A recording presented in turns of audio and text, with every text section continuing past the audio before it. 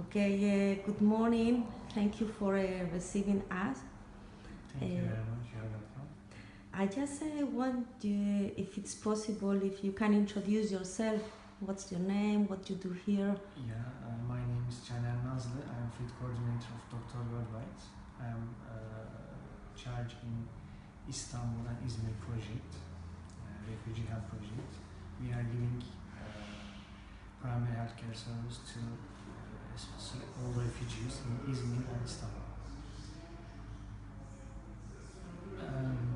This fund provided by European Union ECHO, and we are working with in partnership with MDM and Samyol for this project. So, what is currently the amount of refugees in Turkey, Syrian refugees? It's registered. It's near to 3 million refugees in Turkey, but the exact number not Not known. sure. Yeah, because a lot of unregistered and registered but across to Europe. We are not sure where are they. Okay, so here in this center, you are providing primary health care. Yeah. Plus pharmacy. Okay, to who?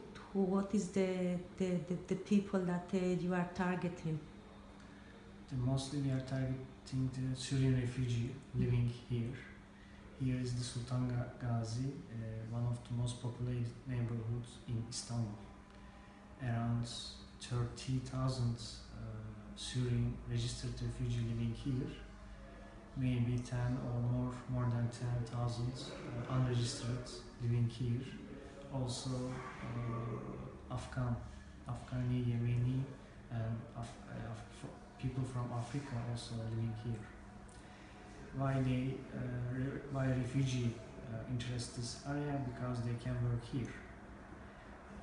There are a lot of textile industry opportunities to work, and also building civil industry here also. They can easily find a job and work here. So mostly they prefer this kind of places to live. And also another important thing is the local authorities, local governmental authorities. The Sultan Gazi local authorities has really good relationship with local NGO. They are working together to help refugees. So, for example, in Sultan Gazi, 6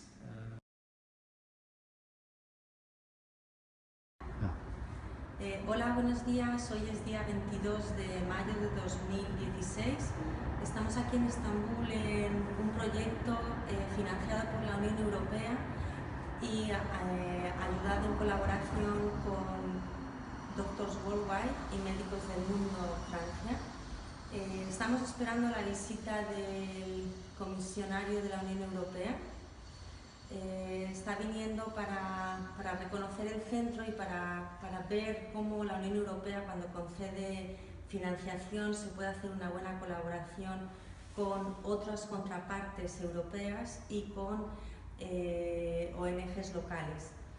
Voy a entrevistar a field coordinators tanto de una organización como de otra, tanto de Médicos del Mundo como de Doctors Worldwide. Es un trabajo y un vídeo que me han solicitado desde un seminario de investigación sobre las migraciones internacionales. Soy alumna de doctorado de la Facultad de Políticas de la Universidad Complutense de Madrid. Llevo ya muchos años en expatriación y, bueno, por motivos familiares estamos aquí desplazados atendiendo a los refugiados sirios y todo lo que ello conlleva. Agradezco a la directora de mi tesis, Beatriz Quintanilla, por esta oportunidad y, bueno, espero que el vídeo de hoy y la labor que están haciendo tantas personas os sirva de ayuda en vuestros estudios. Muchas gracias y buenos días. Telling me that there is a Syrian private clinic operating in the neighborhood. The people, the Syrians, they go to this clinic.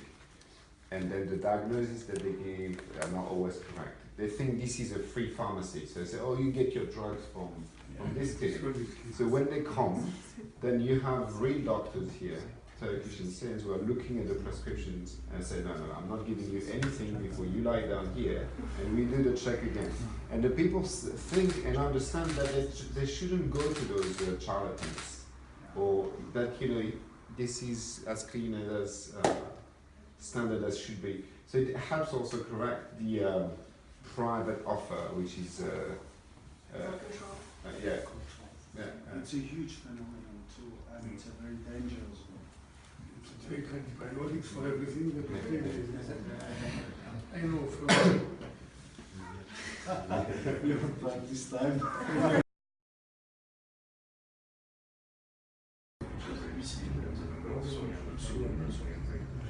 Going to their services. And actually they were not able to face the number of caseload that was going to them. So the important point that you were talking a lot about the number of Syrian refugees who are registered or not registered, and the number we're talking about is 2.7, but everything at around 3 million in Turkey. On top of that, there is that 1 million of migrants who are all around. And the problematic we're facing is that the migrants, they do not have the same coverage than the Syrians. So here, one of the main discussions point that we had also with Jean-Christophe and with Murad, it was about the flexibility, because we have to follow the rules when we apply for funding, but sometimes the rules does not apply to the there is realities. another application, practical application. Okay, thank you very much for being here with us today. Congratulations, because the commissioner was just 10 minutes ago was here with all of you. So I think you are doing a great job. So I would love you to introduce yourself and tell us a bit what is your job here. Thank you very much. My name is Ivriou. I am field coordinator for Médecins du Monde. I'm working on this project here in Istanbul, and I am coordinating project activities in Istanbul and Izmir. So Médecins du Monde is a medical NGO. We have been working in Turkey for quite some time. In Syria since the beginning of the crisis, early crisis in Syria, and in Turkey a little bit later, early 2013, we have been working like backup for Syrian activity, but we have been working also since 2014 inside Turkey in the east, and we have been starting the activities now, but pushing for quite some time also, almost 1 year, in Istanbul and Izmir. So we have been working on medical activity, and we have been opening some clinics with local partners, Dr. Worldwide, in order to provide some healthcare services, primary healthcare mostly, mental health and physical health for migrants and especially refugees from Syria, but not only, also all kind of migrants, and regardless of their status or nationality. Okay, thank you.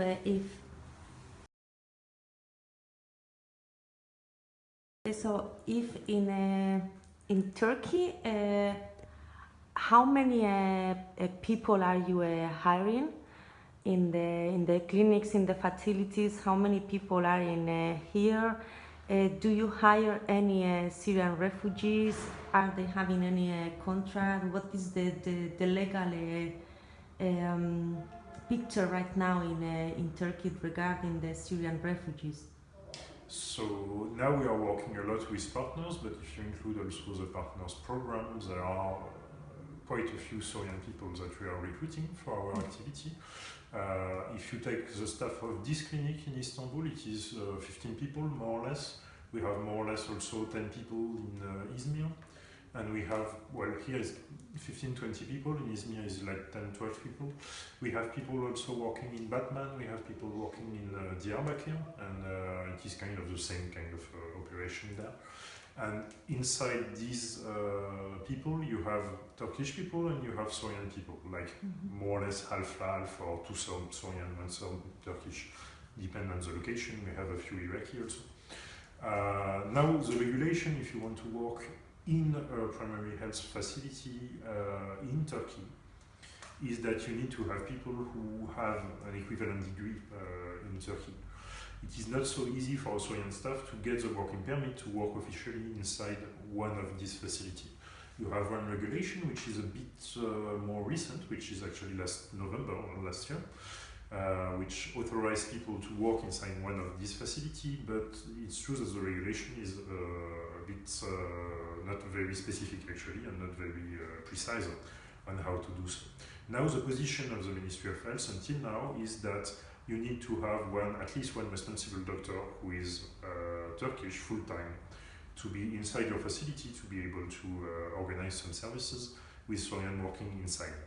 And you need, prior to opening your activity, you need to submit an application form because healthcare in Turkey is quite controlled, which is normal, I think.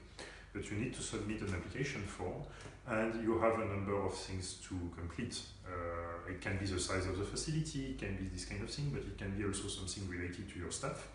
And in that case, that means that you have to give the file of all your staff and the information contract, because you have to hire your staff before getting the OK, and all the information according to your staff, meaning the CVs, the resume, the certificate, copy of the certificate, etc., etc., to the Ministry of Health through the Public Health Department, and you need to wait.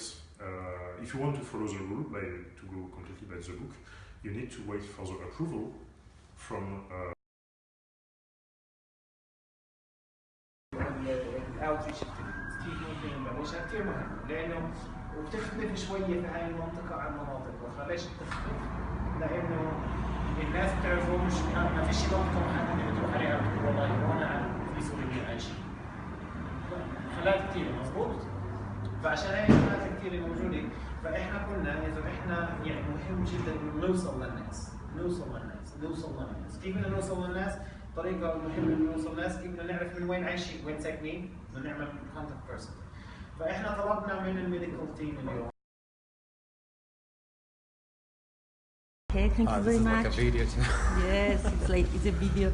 Thank you very much for this chat. I know you are in a hurry, so I just want to, if it's possible, if you can introduce yourself and tell us a bit of your background and what are you doing here? Yes, so my name is Hazem Hajjaj. I'm the mental health coordinator. I work for Médecins du Monde, Doctors of the World.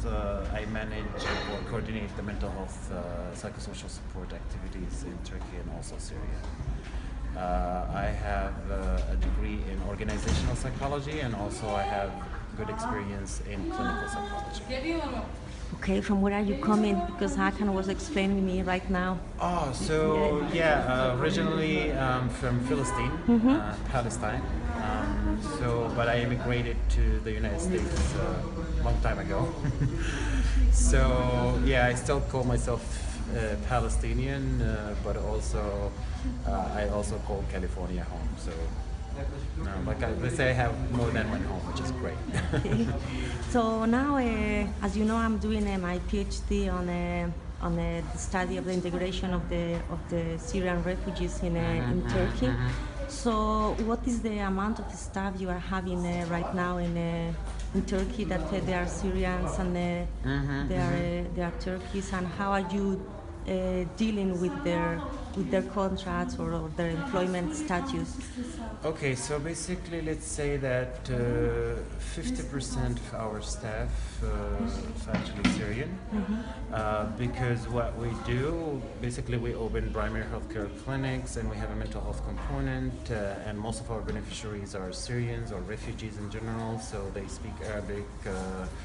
So it is necessary for us to hire basically Syrians or Arabic-speaking staff. So let's say 50%, or actually a little more than 50% of our staff is actually Syrian. How are you coping with the contracts that they having, as you were explaining me? So the contract situation is a bit of a complicated story. I think maybe a legal person will be more elaborate when they talk about this issue. However, I know for a fact that we offer volunteer contracts for our Syrians, and the volunteer contract comes under like daily compensation, which means that you don't really have a lot of rights. I mean, as an organization, we believe in equality and fairness, and we basically we support our staff and we give them the proper compensation and also the proper benefits when it comes to their employment with us. But what I heard